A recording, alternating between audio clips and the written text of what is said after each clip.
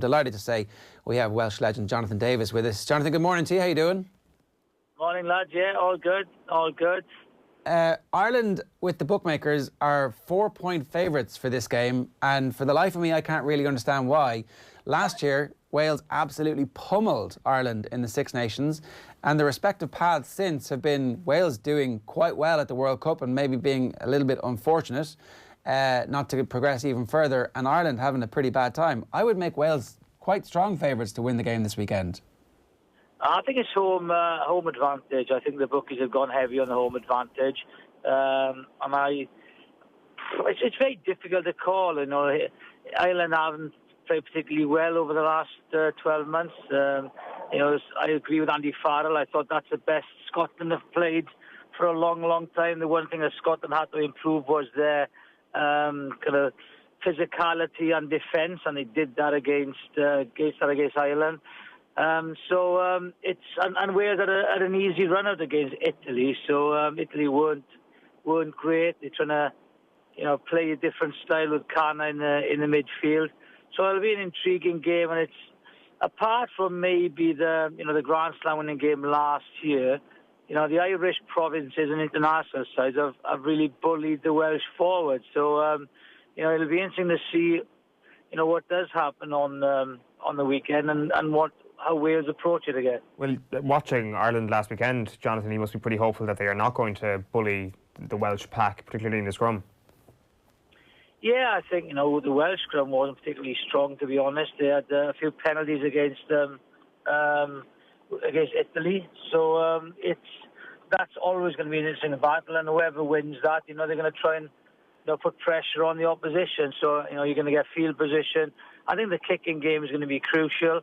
So the scrum will become even more important then as well. You see, to get field position. So the try they took was lovely, Johnny Sexton's try, but it didn't bring Lamore into the game much.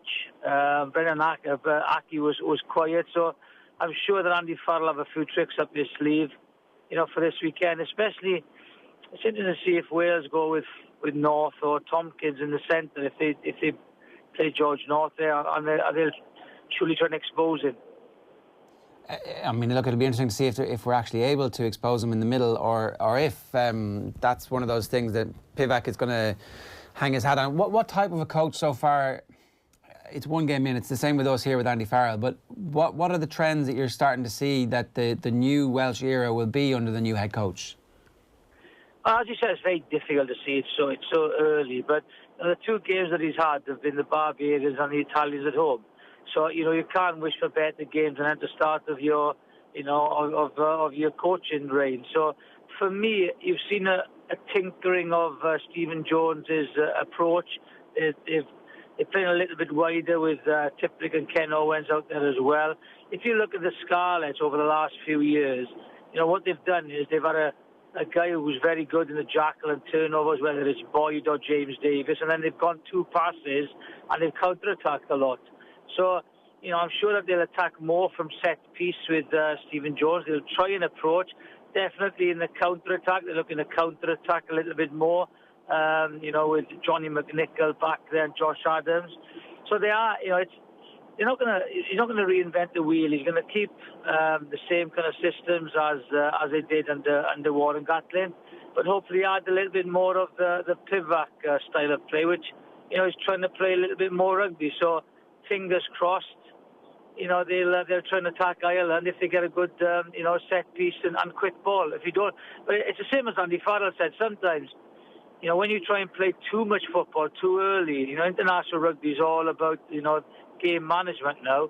So you can't put yourself under pressure. You've got to, be patient. You've got to play when the ball is on the go, and if it's not on, you've got to kick. So that's why, we get a lot of, box kicks and high kicks from everyone, because they're trying to get field position and win the aerial battle. How much do you subscribe to the theory, Jonathan, that the recently departed coaches' methods will take a while to actually disappear, that regardless of the fact that Andy Farrell was previously defence coach, there is still a Joe Schmidt ideal ingrained in the brains of these Irish players, and similarly with Gatland and the Welsh players?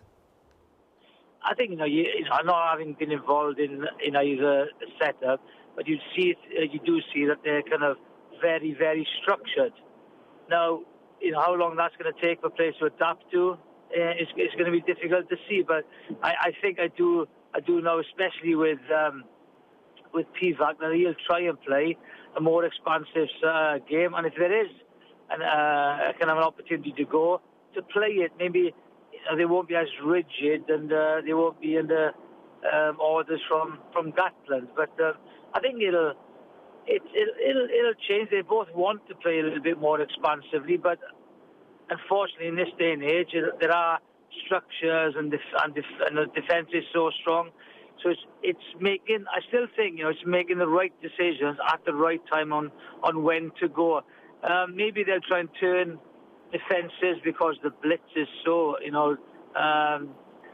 it's so powerful these days with everyone. So but if you can get a quick ball and a couple of quick passes, you can get on the outside of blitz defences, and that's why I look at Lamore. Lamore could be a huge asset for for Ireland, because he's got tremendous pace, and if they get the blitz wrong and he gets on the outside, he could be the difference on the weekend. Are Wales missing many players at the moment? I know your namesake is out at the moment, but beyond that, is there a core of this team missing, or is this close enough to full strength? Well, Jonathan Davies is missing, obviously. Liam Williams is missing. So, if Liam comes back, he plays full back. But apart from that, I can't see many injuries. They're very, very lucky at the moment. Falatau is back, which he has a lot to, because he is one of Wales' his best players. Davies has just picked a hamstring injury, which I'm sure he would have played against Ireland because of his ball carrying ability. He's a very, very good ball carrier and a very powerful player. So, but apart from that, they're in good shape at the moment. Yeah, I guess the reason I'm asking is because from the team that played last year to the team this year, our team is quite similar. There's a few changes in the back line, some of them through injury that don't really weaken the side. But no. I would expect this game to go fairly similarly to last year's game, with Ireland needing to take chances early on to get into it, just to make sure that they don't get blown away the way they were in the first half in particular last year. Yeah, I'm not sure. I kind of, having watched a lot of the Pro 14, the Leinster and Munster and Ulster have been very dominant. And, apart from that game last year, where Wales really took control and they strangled the Irish pack and they kind of nullified, the effect then of the kicking game. They won the aerial battle. So, it is going to be, it's going to be interesting. And I do think, you've got the home advantage. So, I wouldn't take much notice out of last year's game, to be honest. Wales played exceptionally well. The conditions maybe helped them a little bit, and I was very surprised how much they dominated the Irish pack, and I can't see it happening. I think again Scrum will be instrumental to see who has the upper hand there. That'll be crucial. But then it's down to the aerial battle. I'm trying to win that aerial battle, because Ireland's game is it's so kind of kicking orientated sometimes, and maybe Farrell will try and change that. But I still think it'll be quite a close game, and where the game is played, is going to be crucial. Do you keep in touch with Andy Farrell much, Jonathan? Obviously, a former teammate of yours for Great Britain. Yeah, I see him now and again, but he's so busy now, and everyone's so busy, and seems to be getting busier. I don't see him when I'm at the ground when he's at. I'll try and catch up with him, but no, I don't see much of him. He's, these coaches now are 24/7, aren't they? They're embroiled in the game. They watch so much video. It's something. I think it's paralysis by analysis sometimes. So, but he's a great guy. He's very well respected. He's a tremendous player, good rugby brain. He's adapted well. He's been under good coaches, and the step up is good for him. I think he's a great rugby brain. It seems that people who played alongside him knew that this was a potential path he could have gone down, especially getting that captaincy for Great Britain so soon in his life. Is that something that you spotted as well, playing alongside him? He played prop for Great Britain when he was 17 years of age, against New Zealand. He's one of the best footballers I've ever come across. He's got a great rugby brain, and I think that, he's got tremendous footballing ability, for the so-called loose.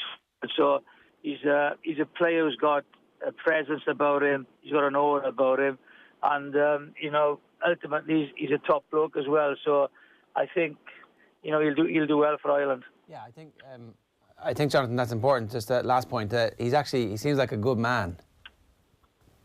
I think that's it. You always want people who are good people, and if he can motivate, it's all down to man management. Everything is man management, and if Andy Farrell can get a little bit more out of those players through good man management, all the best sides I've played for have all had, great banter and friendship in the side. So if Andy, brings his personality and gets those players to play, Ireland, will improve. Jonathan, great to have you with us. Enjoy the game this weekend. Thanks a million. Yeah, looking forward to it. Cheers, boys. Thank you. It's Jonathan Davies there. I think it's going to be a close game, closer than last year. They absolutely killed us last year. Because it was the Grand Slam game, I don't know if we made enough of it, but it was 25-7, right? And we got the 7 in stoppage time. 83 minutes, as Rory O'Connor said there last night, keeping us scoreless. Yeah. I guess the World Cup warm-up game changed that a small bit. Did it? Because it's our last time playing them. We beat them. We played them twice. When it mattered, they absolutely destroyed us. Yeah, when there was something on the line. But the most worrying thing about that was we went into that Wales game thinking to ourselves, we're humming along nicely now. Davies Stadium against England, very much an aberration. Now we're back on track. A little bit of a wobble against Italy, but that can happen the week after getting hammered by England. Good performances against Scotland, good performances against France. We are back on track. And then Wales happens, and we're like, oh my God, where are we? Where is this Ireland team at? This is our last game before we get our last test game before the World Cup warm-up matches.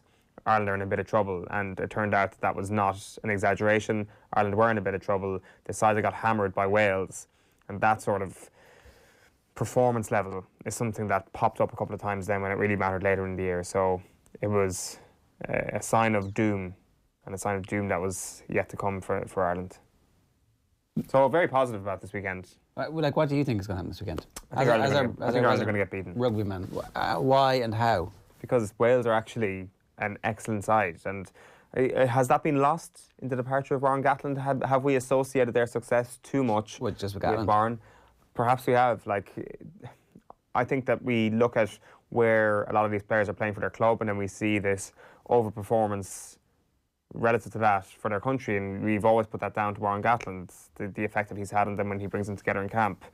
And maybe actually it's just that there has always been this unbelievable spirit in Welsh camps, and that is why this national team is so good. Well, you go back to Mike Ruddock's time when they won a Grand Slam out of nothing and they threw him out. But I think the key thing about Welsh rugby is that the skill set is so high and is always so high for all of the players coming through, because obviously the way that they're coached from an early age means that they can always play a type of rugby which at any stage in the game can be expansive. So they might have this boring kicking structured game for ages and ages and ages, and then all of a sudden, a bit like Patrick Mahomes, they can drop points on you in a 10-minute spell when the game's over before you even kind of look around.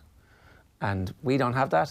We have a game of structure that's going to drag you into the deep water and drown you over the period of 90 minutes. And that's why I'm concerned about this game this weekend. But that's the point we need to get to. That is almost a sign of what Leinster are doing at the moment. Yeah. The ability to hammer you up front, if they need to, and throw the ball up the jumper, go for the sticks, whatever you need to do. And then also, activate their tricky wingers and an outstanding fullback in Jordan Larmour. Ireland have those players, and they clearly do. And it's about activating that over the next couple of years, because it's been too one-dimensional for a little while. It's been one hell of a dimension, I guess, and it's been hugely successful. But I think that Welsh model is something that Ireland could look at. All right, 8:32 this morning here. 8:33 just turned on OTB AM. A bit of controversy on last night's news round. Joe Nathan and Richie power ranked the Six Nations national anthems with some help from Rory O'Connor.